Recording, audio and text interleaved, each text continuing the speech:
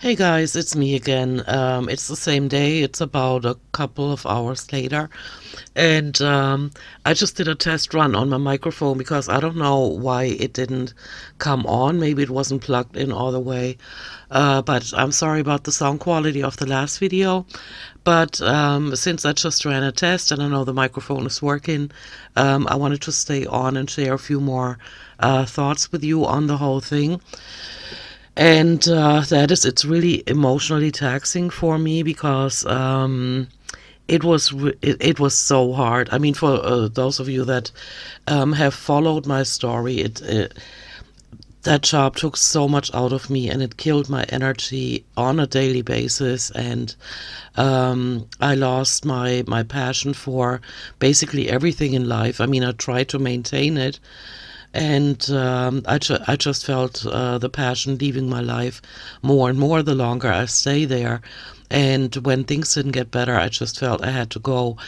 And the reason why I actually wanted to keep it from YouTube is because you don't share everything on YouTube. You don't share everything on the internet.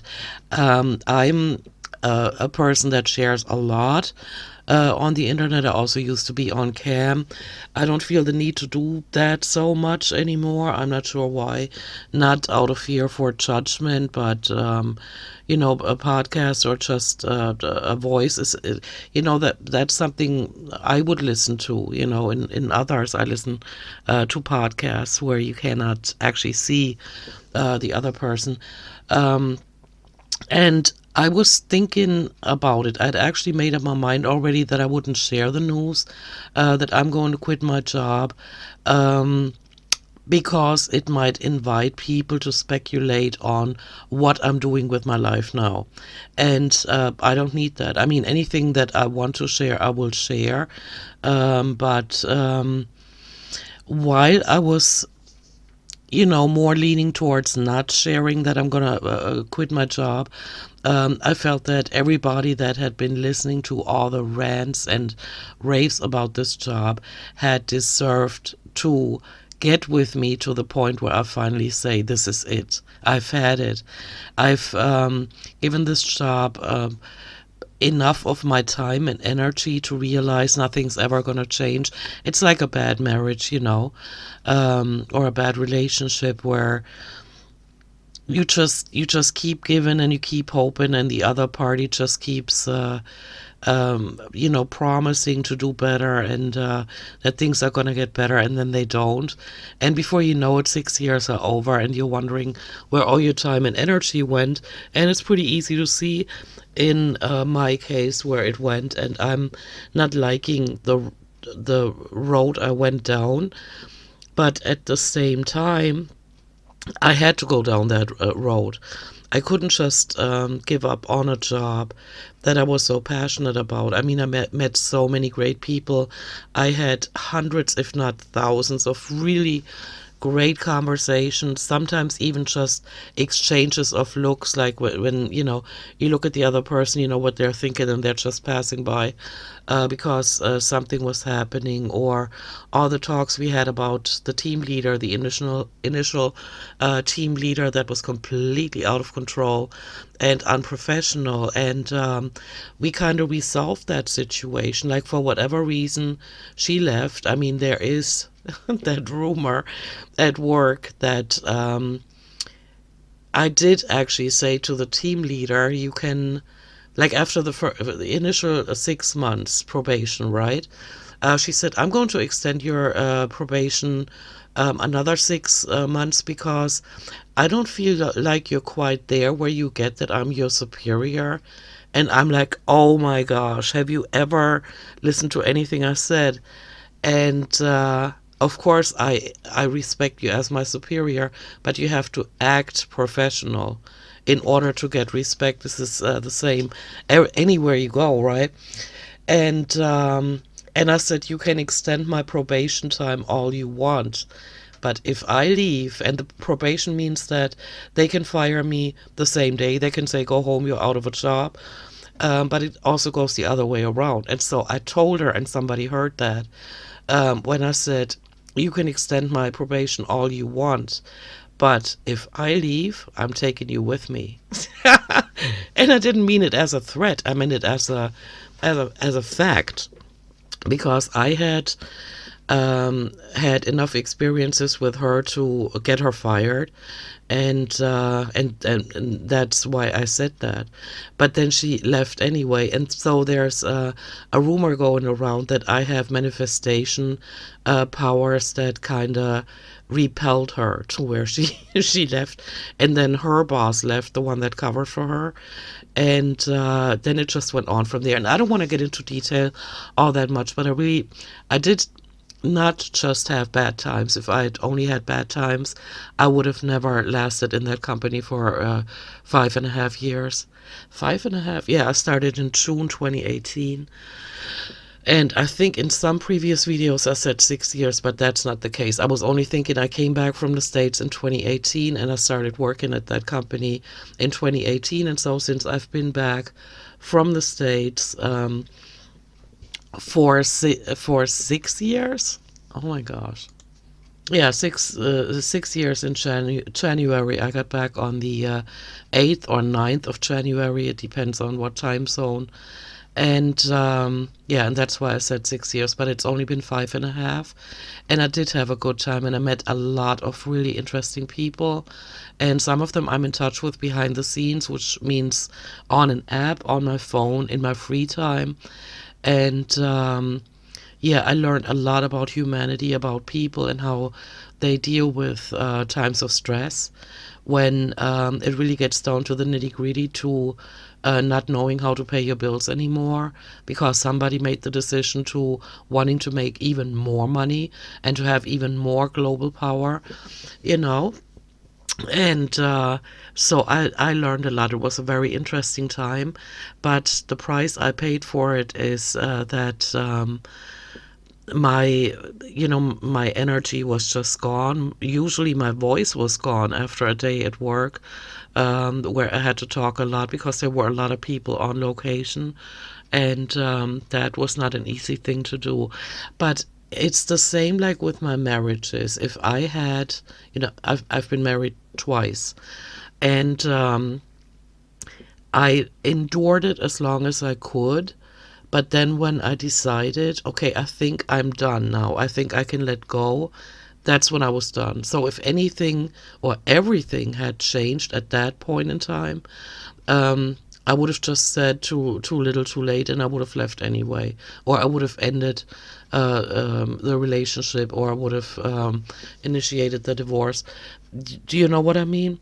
And so it's the same thing now. I'm there.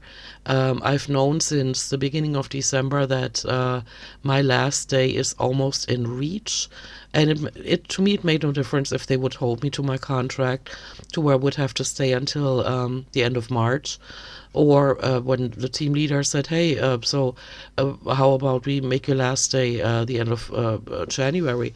And I was like, "Yeah, sure. It'll give me, a few more weeks until I can, that it gives me the time to type up the SOPs for the next person, because I wished with this job, as extensive as it is and as much knowledge as you have to acquire to operate on a daily basis, I wish there had been more notes. I wish there had been SOPs. And so I hope that with the help of me typing everything out, I'm good at that, putting thoughts on paper, or processes in that case.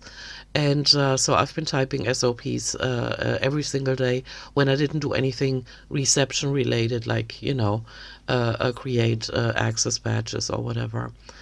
And so also it's been a very emotional time, because once word spread that I'm leaving, a lot of people were shocked. Not just surprised, but shocked. And they came to the reception because they had heard somewhere, like people that actually meant something to me, like, in other departments far away from mine, like geographically in the building.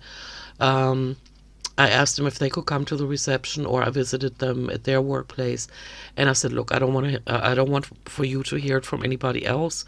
I have resigned my position, and here are the reasons." And if you know anybody, because I feel bad, of course, a little bit for the other receptionist because she's going to be left alone. And she's the one that trained me. And she was very patient with me. I still remember that. And I'll never forget it, how patient she was with, me just having to basically learn German again, coming straight from the States after 11 years and um, taking on this kind of a job. I had no idea what I was getting into, and she was very patient. And so I've been talking to people, trying to find somebody that might be a good fit, but also they have published my position on certain platforms, and so things are moving. Only I think they're not moving fast enough because they still haven't had a single job interview for that position, and I'm only gonna be there for just this month, and then it's over. But yeah, maybe I can help a little bit with the SOPs that I wrote, and everybody that means anything to me in the company knows that I'm leaving. And on my maybe second to last or last day, I'm going to do what everybody else did. And that is write an email. It's time to say goodbye is the subject line. And then you just say a few words and give your contact info if you're interested in staying in touch. Or if you're interested in people getting in touch with you or staying in touch with you. And I'm gonna do that. But it's an emotional time. I gotta admit it. It's almost like like a relationship being over because it's not just you know a relationship with one person. It's like you have a work contract, and then you have all these people that you see on a daily basis, like dozens of them. Like minus, of course, the ones that have been in home office for the most part since the beginning of the pandemic. But people like in finance or human resources or whatever that are always on location because they have to be. I'm gonna miss some of them, and we've cried so much already. Oh my gosh, like when that IT guy left that I told you guys about. He started out as an apprentice, and he was shaken on his first day there. And I said, you just relax. This is just an apprenticeship, and even if it was a job, then it would only be a job. Just take a deep breath and look out of the panoramic window and look at the forest over there and everything. And he seemed to calm down a little bit. And then he wrote it into his email, it's time to say goodbye. That the first day he was shaking. That's how nervous he was. And everybody welcomed him in such a heartfelt and warm manner that he soon calmed down. I mean, that alone made me cry. And so it's been an emotional time, and I didn't think I would have this kind of depth of emotions when it comes to a job. Because so far I've always tried to keep my emotions out of my work situation. I never got involved with anybody at work. And yeah, so this is a new one for me. But of course, I'm looking forward to it being over soon, even though I'm dreading the day. It's a two-edged sword. And I'm dreading the last day when I'm going to have to um, turn in my laptop and turn in my badge. And once I turn in my badge, I can't even get into the building anymore. And that day was almost yesterday. I mean, if earlier this week my team leader hadn't come to me and we had not found out that she's completely overtaxed with, all these details and actually seeing herself that it's not like sitting there filing your fingernails all day long. It's actually a complicated position to fill. And if we hadn't had that moment, yesterday would have been my last day. And so I was, and I didn't know until Monday. I think Monday we talked about it, that we're gonna push or postpone my last day. And so I was emotionally in a state where I thought, Wednesday's going to be my last day. But it wasn't, and so this thing continues, but there's an end in sight, and that's what I really need for my soul peace. And I'm looking forward to what's coming, and I'm going to share that with you. I would like to do more, or let me just say, for the near future, I'm planning on doing more live streams so that I can talk, live with you guys, and we can ask each other questions or just have a live conversation. I really enjoy that, and I'm going to have more energy and time to do it because I'm not going to have to be away from home for those hours that I spend at work, for the last 5.5 years. And so I'm looking forward to it. I'm going to let you be a part of it. And I hope you are here with me to take that ride and see what life brings me to next.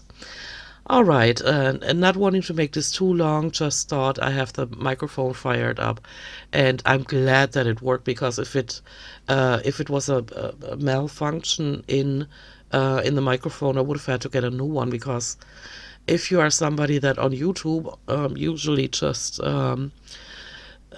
puts his or their voice in a video, then when the microphone is done, I would have had to get a new one.